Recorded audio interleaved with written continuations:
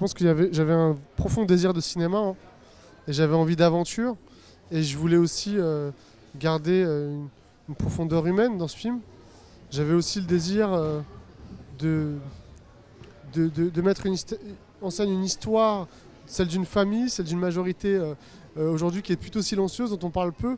Et tout d'un coup, ça donnait au film une singularité de raconter l'histoire de ces gens-là.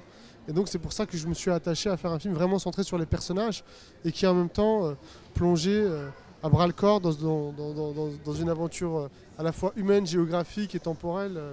Voilà. Et je voulais faire kiffer le spectateur, ça c'était vraiment important, d'offrir aux gens un moment d'émotion mais aussi un moment voilà, de voyage et de découverte.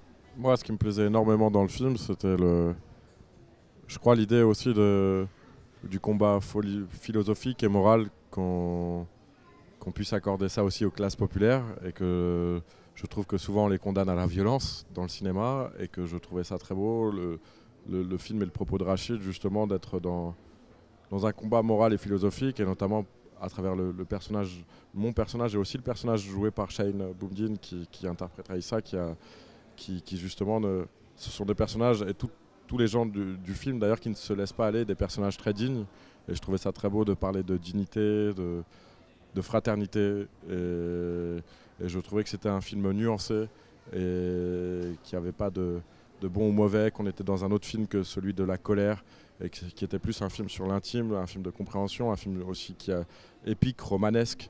Quand j'ai commencé ce film, j'ai eu la chance incroyable d'avoir des acteurs formidables qui m'ont rejoint.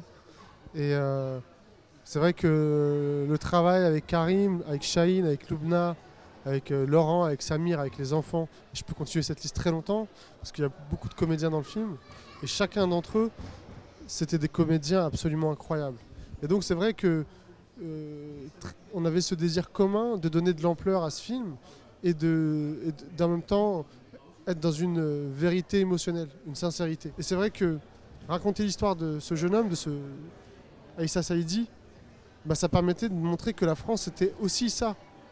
C'était des gens qui sont réfugiés, qui sont musulmans, qui sont banlieusards et qui sont aussi Saint-Syriens, qui sont sacrifiés par leur pays, qui chaque année s'engagent dans la défense de la République, de la démocratie, de nos valeurs.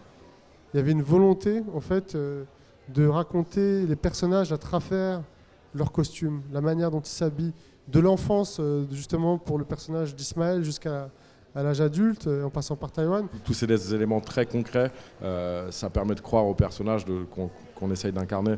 C'est pour ça que vraiment, la chance, c'est d'avoir un dialogue intelligent comme il y a eu entre notre chef costumière et notre réalisateur. Je voulais laisser vraiment une place au spectateur et que chacun puisse trouver une manière de s'approprier cette histoire, ces personnages, et puis d'y refléter sa propre histoire, ses propres questions.